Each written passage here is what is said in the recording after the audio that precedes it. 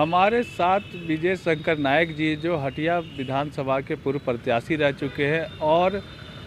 वो समाज के लिए बहुत सारे कार्य कर रहे हैं। अभी जो सरकार का फैसला आया है कि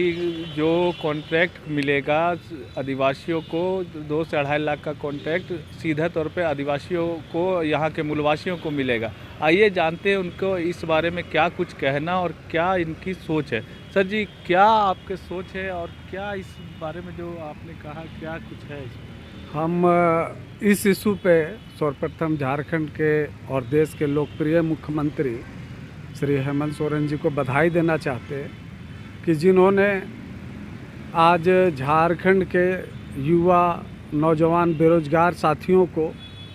झारखंड के नवनिर्माण और विकास में हिस्सेदारी देने के लिए कल या परसों के दिन आपका पथ निर्माण विभाग के द्वारा लाया गया जो प्रस्ताव था कि ST SC OBC के स्थानीय लोगों को 2.5 करोड़ रुपयों का ठेका दिया जाएगा। तो इससे मैं समझता हूँ कि एक रोज़गार के क्षेत्र में हमारे लोगों का आर्थिक स्वावलंबन होगा और दूसरा यहाँ के लोग जो विकास अपने से अपने राज्य का नहीं कर पाते थे वो आज अपने से अपना राज्य का विकास करने का काम करेंगे। जिस तरह से अब कोरोना फिर से पांव पसार रहा, सरकार ने पिछले 2 कोरोना पेंडेमिक को बहुत अच्छे तरीके से टैकल किया। अब आपका कुछ सलाह है सरकार को कि किस तरह से इस पेंडेमिक को तैयारी करे या किस तरह का सोचे? सरकार ने तो अधिसूचना जारी कर ही दिया है और सरकार का जो गाइडलाइन आया है कि हमको सोशल डिस्टेंस का मेंटेन करना है, मास्क लगाना है, भीड़ भाड़ में हमें नहीं जाना है। और सरकार, मैंने देखा कि सरकार जो 2 फेज दूसरा जो लहर था उस लहर में सरकार ने पूरे भारत में सबसे अच्छा कार्य करने का काम किया, जिसका आप उदाहरण कह सकते हैं कि पूरे भारत को ऑक्सीजन सप्लाई करके यह बताने का काम किया हेमंत सोरेन सरकार ने कि हम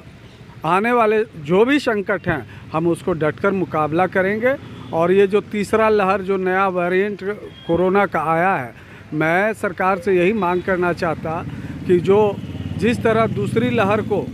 इन्होंने अपने नेतृत्व में पूरे ढंग से संभालने का काम किया है उसी तरह इसको भी संभालने का काम करेंगे। जिस प्रकार से अभी देख आपने ये अभी उलीहातू गए थे, बिरसा मुंडा के जन्म के कुछ उलगुलान का ऐलान किया था, क्या कुछ था उसमें और क्या कुछ है? सरकार, हम पहले मैं बताना चाहता कि 1900 जब हमारा बिहार एकीकृत बिहार था तो उस समय एक स्थानीय का एक पहचान का एक लक्ष्मण रेखा खींचा गया था, जिसमें 1982 का एक अधिसूचना